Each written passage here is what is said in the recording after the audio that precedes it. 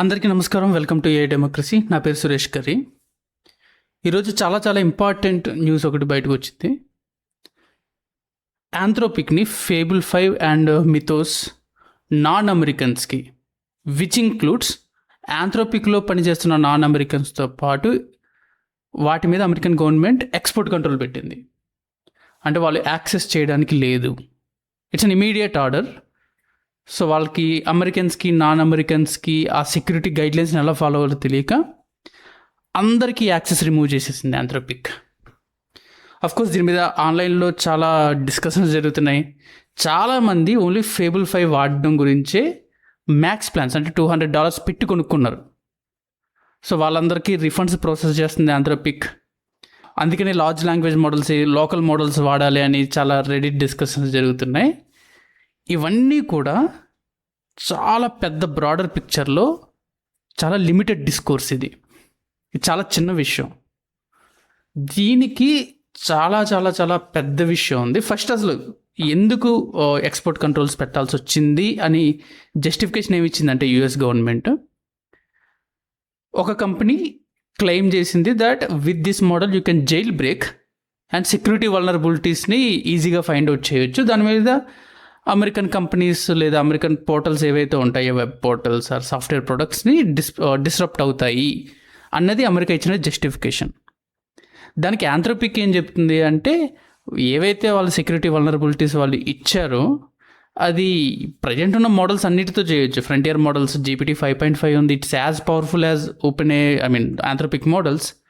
And అట్లాగే other providers కూడా ఉన్నారు, మోడల్ ప్రొవైడర్స్. జెమినై ఉంది, వీటితో కూడా చేయొచ్చు.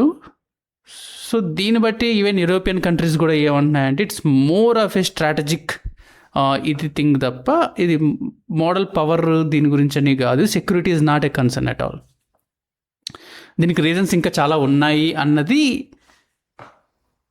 యూరోపియన్స్ కానీ అదర్ నాన్ అమెరికన్ కంట్రీస్ చెప్తున్నది.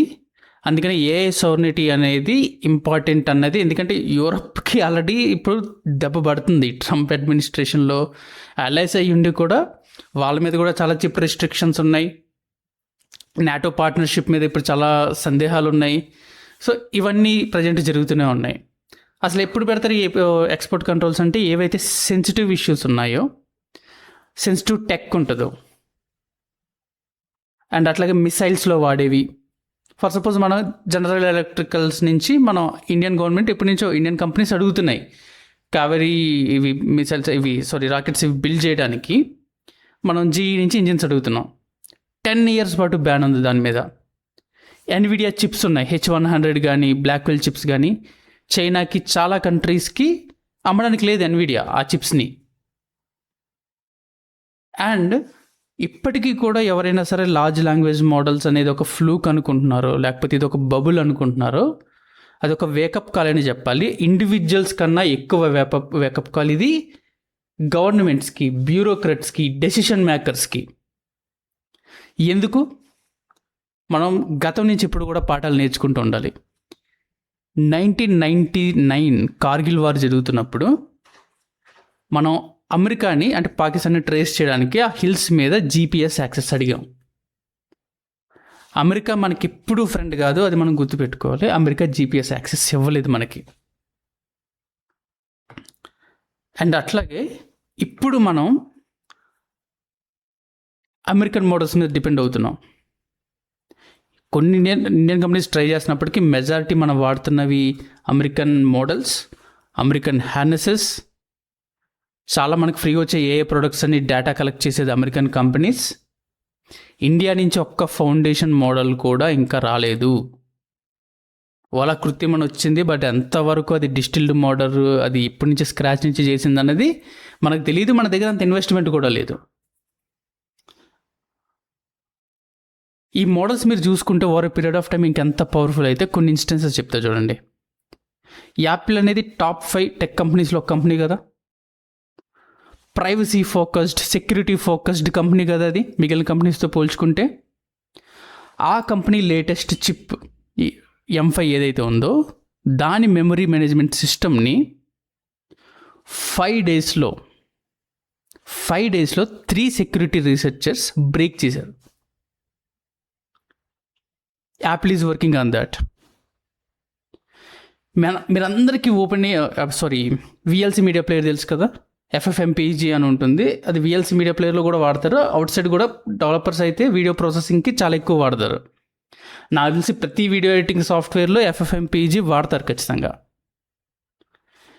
27 years నుంచి ఏదైతే బగ్ ఉందో, ఆ 27 years నుంచి ఫిక్స్ అవున బగ్ మిథోస్ ఐడెంటిఫై చేసింది. దాన్ని FFmpeg పబ్లిక్గా అక్నాలెడ్జ్ చేసింది. ఇవి కొన్ని ఇన్సిడెంట్స్. మీకు స్ట్రైప్ అనే కంపెనీ మొత్తం రూబీ కోడ్ బేస్ని రీరైట్ చేసేసింది less than $1 million తోటి. 1 dayలో చేసినట్టుంది. అండ్ రాను మోడల్స్ ఇంకా పవర్ఫుల్ అవ్వబోతున్నాయి. అండ్ ఇలా పవర్ఫుల్ అయ్యే కొద్దీ ఇండియా మీద, అదర్ నాన్ అమెరికన్స్ మీద దీన్ని ఒక బార్గెన్ చిప్ లాగా వాడతారు. ఆ మోడల్స్ యాక్సెస్ మనకి వెంటనే రాదు. వెంటనే రాకపోవడం వల్ల మన ఇష్యూస్ మనం ఫిక్స్ చేసుకోలేం. మనందరికీ తెలుసు మన గవర్నమెంట్ అప్లికేషన్స్ ఎంత సెక్యూర్గా ఉంటాయని. నాకు పర్సనల్గా గవర్నమెంట్ అప్లికేషన్స్ ఎవరైతే చేస్తారో ఆ డెవలప్మెంట్ టీమ్స్తో నాకు పరిచయం ఉంది కాబట్టి చెప్తున్నాను. They don't even follow a proper work flow. Basic security standards కూడా ఉండవు. అంటే ఈ మోడల్స్ వాడి మన ఎంటైర్ డిజిటల్ ఎకోసిస్టమ్స్ని, మన ఏటీఎంస్ని, ఎంటైర్ ఫైనాన్షియల్ ఎకోసిస్టమ్స్ని, యూపీఐ లాంటి ఫైనాన్షియల్ సిస్టమ్స్ని, లాజిస్టికల్ సిస్టమ్స్ని అన్నిటినీ కూడా ఒక స్టేట్ తలుచుకుంటే state sponsored cyber security attacks తోటి మొత్తం డిస్టర్బ్ చేసేయచ్చు. మీరు లాస్ట్ 200 years నుంచి వార్స్ చూడండి. వార్ అనేది ప్రైమర్లీ లాజిస్టికల్ వార్ ఉండేది. ఎవరైతే బెటర్ లాజిస్టిక్స్ ఉంటాయో వాళ్ళు యుద్ధాలు గెలిచేవాళ్ళు. అందుకని అమెరికాకి ఇప్పటికీ కూడా చూస్తే ఎవ్రీ న్యూక్ అండ్ కార్నర్లో వాళ్ళ వార్షిప్స్ ఉంటాయి, వాళ్ళ మిలిటరీ బేసెస్ ఉంటాయి, ఎయిర్ బేసెస్ ఉంటాయి. అది మెల్లిగా లాస్ట్ 30 years నుంచి టెక్ వార్గా మారుతుంది. ఎవరి దగ్గర అయితే డ్రోన్స్ ఉంటాయో, ఎవరి దగ్గర అయితే శాటిలైట్ ఇమేజరీ ఉంటుందో, ఎవరి దగ్గర అయితే బాంబర్స్ ఉంటాయో, ఫైటర్ జెట్స్ ఉంటాయో, ఇంటర్నెట్ సర్వేలెన్స్ ఉంటుందో, అవి ఆ దేశాలు పవర్ఫుల్ మారుతున్నాయి. Israel is such a good example దీంట్లో. ఈ నెక్స్ట్ 10-20 yearsలో ఈ టెక్లో మెజారిటీ ఆఫ్ చంక్ని ఆక్యుపై చేయబోతుంది. ఎవరి దగ్గర అయితే ఆర్టిఫిషియల్ ఇంటెలిజెన్స్ సూపర్ పవర్ ఉంటుందో they are the winners. Of course America and China are 2 big players heavily invested in it. అసలు ఇండియా దరిదాపుల్లో కూడా లేదు, టాప్ 10లో కూడా లేదు. మన ఏ ఇన్వెస్ట్మెంట్స్లో మనం చూసుకుంటే, రీసెర్చ్లో చూసుకుంటే. ఇండిపెండెన్స్ పక్కన పెడితే కనీసం సవర్నిటీ ఉండాలి కదా. 1999లో మనం నేర్చుకున్న గుణపాఠం వల్ల మన సొంత నావిగేషన్ సిస్టమ్ని మనం తెచ్చుకున్నాం, నావిక్. సో ఇప్పుడు GPS మీద మనం డిపెండ్ అవ్వాల్సిన అవసరం లేదు. సేమ్ వే ఏఐలో కూడా జరగాలి. మనం జస్ట్ ఒక ర్యాపర్ ప్రోడక్ట్ని బిల్డ్ చేయడం కాదు, మనకంటూ మన ఫౌండేషన్ మోడల్స్ రావాలి, మనకంటూ హార్నెసెస్ రావాలి, ఏఐ ప్రొడక్ట్స్ రావాలి. లేకపోతే ఎంటైర్ మీరు వార్ఫేర్ మారిపోవచ్చు. ఇన్ఫర్మేషన్ వార్ఫేర్ అనేది కీలకం కూడా కావచ్చు. ఇప్పుడు మీరు అడగండి, who wins against a war between China and India? ఇది కోర్స్ చైనా అనేది రావచ్చు. Which cultural system is better అని కొట్టండి. అదే మీరు చైనీస్ మోడల్స్ని వెళ్ళి వాళ్ళ రెవల్యూషన్స్ని కానీ, మావో ఎట్లయితే అటాక్ చేస్తారో వాటిని కానీ, ఎనీ పొలిటికల్ టాపిక్స్ అడగండి, China will not answer that. Majority of the information for this large language model western media నుంచి, ఆ వెస్టర్న్ ఫిలాసఫీ నుంచి, వెస్టర్న్ బుక్స్ నుంచి వస్తుంది. So the Indian knowledge, Indian ecosystem, Indian cultural system ఇవన్నీ కూడా side line అవుతాయి. Data in data అవుటే కదా.